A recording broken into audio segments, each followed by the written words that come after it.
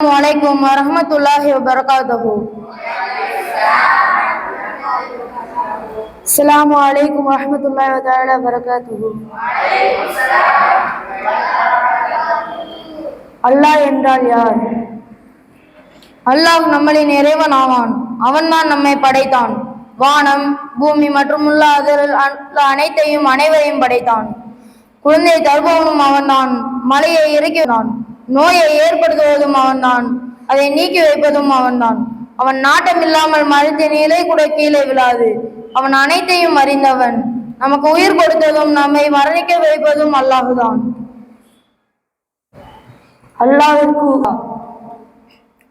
அல்லாஹ்விற்கு உருவம் இல்லை என்பது தவறான கருத்தாகும். அவனுக்கு என்று உருவம் உண்டு. அதை நாமளாக கற்பனை செய்யக்கூடாது. அல்லாஹ் பார்ப்பவனாகவும் கேட்பவனாகவும் இருக்கிறான் என்று திருக்குரானில் அல்லாஹ் கூறுகிறான். அல்லாஹ்வை பார்க்க முடியுமா?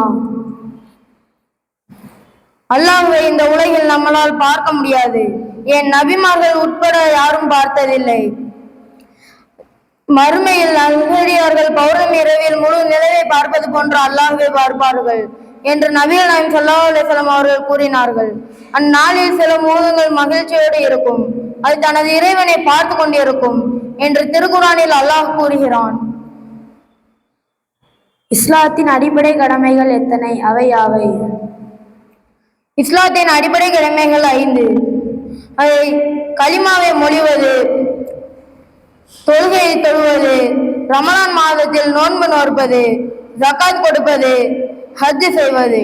இதற்கான ஆதாரம், நாங்கள் நபிகள் நாயகம் ஸல்லல்லாஹு அலைஹி வஸல்லம் அவர்களுடன் அமர்ந்திருந்தோம்.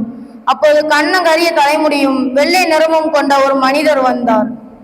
அவர் நபிகள் நாயகம் ஸல்லல்லாஹு அலைஹி வஸல்லம் அவர்களிடம் போய் தன் முட்டுக்காலை நபி அவர்களின் முட்டுக்காலுடன் ஒட்டி தனது கையை தொடை மீது வைத்து கொண்டார்.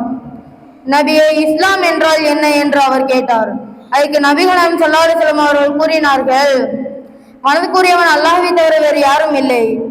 முஹம்மது நபி ஸல்லல்லாஹு அலைஹி வஸல்லம் அவர்கள் நான் அல்லாஹ்வின் தூதராவேன் என்று கூறினார்கள். தினசரி 5 நேர தொழுகையை நிலைநாட்டுவதும், ரமலான் மாதத்தில் நோன்பு நோற்பதும், ஏழைவரிடம் சகாத் கொடுப்பதும், சென்று வருவதை சத்தியுள்ளவர்கள் ஹஜ் சென்று வருவதும் இஸ்லாமாகும் என்று நபிகள் நாயகம் ஸல்லல்லாஹு அலைஹி வஸல்லம் அவர்கள் கூறினார்கள். அதற்கு அவர், நீர் கேட்டது உண்மைதான் என்றார். வந்தவர் கேள்வியும் கேட்டுவிட்டு அதனை உண்மை என கூறினாரே, நாங்கள் வியப்படைந்தோம். உமர் ரலியல்லாஹு அன்ஹு அவர்கள் அறிவிக்கின்ற அந்த செய்தி இப்னு முஸ்லிம் இடம்பெற்றுள்ளது.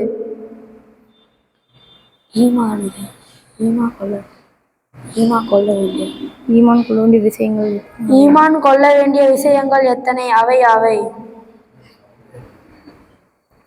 ஈமான் கொள்ள வேண்டிய விஷயங்கள் 6. அல்லாஹ்வை நம்புவது, தூதர்களை நம்புவது, மலக்குமார்களை நம்புவது, வேதங்களை நம்புவது, மறுமை நாளை நம்புவது, விதியை நம்புவது. இதற்கான ஆதாரம், நாங்கள் நபிகள் நாயகம் ஸல்லல்லாஹு அலைஹி வஸல்லம் அவர்களுடன் அமர்ந்திருந்தோம். அப்போது கரிய தலைமுடியும் வெள்ளை நிறமும் கொண்ட ஒரு மனிதர் வந்தார். அவர் நபிகள் நாயகம் ஸல்லல்லாஹு அலைஹி வஸல்லம் அவர்களின் முட்டுக்காலுடன் ஒட்டி உட்கார்ந்தார். தனது கையை தனது தொடை மீது வைத்துக் கொண்டார்.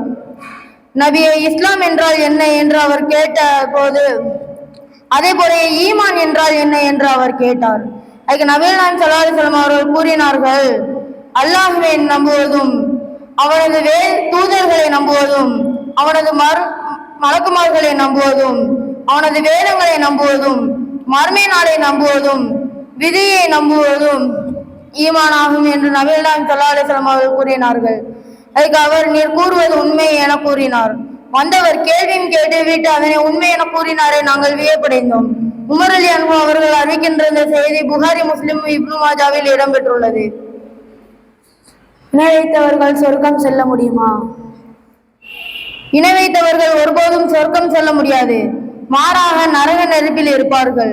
இதற்கான ஆதாரம் 98வது அத்தியாயத்தில் 6வது வசனத்தில் அல்லாஹ் கூறுகிறான், இணை வைத்தவர்களும் இறைவனை மறுப்பவர்களும் நரக நெருப்பில் இருப்பார்கள். அதில் என்றென்றும் நிரந்தரமாக இருப்பார்கள். அவர்கள் தான் படைப்புகளில் மிகவும் கெட்டவர்கள். தர்கா வழிபாடு கூடுமா? முஸ்லிம்கள் சிலர் என்றைக்கே இறந்தவர்களுக்காக தர்காக்களை கட்டி அதில் அவர்களுக்கு வழிபாடுகளை செய்கின்றனர். அதில் அடக்கம் செய்யப்பட்டவர்கள் என்றென்றும் உயிரோடு இருக்கிறார்கள், தங்களின் வழிபாடுகளை அறிகின்றார்கள் என்ற நம்பிக்கையில் இவ்வாறே செய்கின்றனர். என்றென்றும் நிரந்தரமாக உயிரோடு இருப்பவன் அல்லாஹ் ஒருவனே. அவனின் இந்த தன்மையை மனிதர்களுடன் ஒப்பிடுவதும், அவனுக்கு செய்ய வேண்டிய வணக்க வழிபாடுகளை அறுத்து பலியிடுவது, நேர்ச்சை செய்வது போன்ற விஷயங்களை செய்வதும், அல்லாஹ் அல்லாத மற்றவர்களுக்கு செய்வதும் அல்லாஹுக்கு செய்யும் மிக பெரும் இணை வைக்கும் பாவமாகும். எனவே தர்கா வழிபாடு கூடாது. அஸ்ஸலாமு அலைக்கும் வரஹ்மத்துல்லாஹி வபரகாத்துஹு.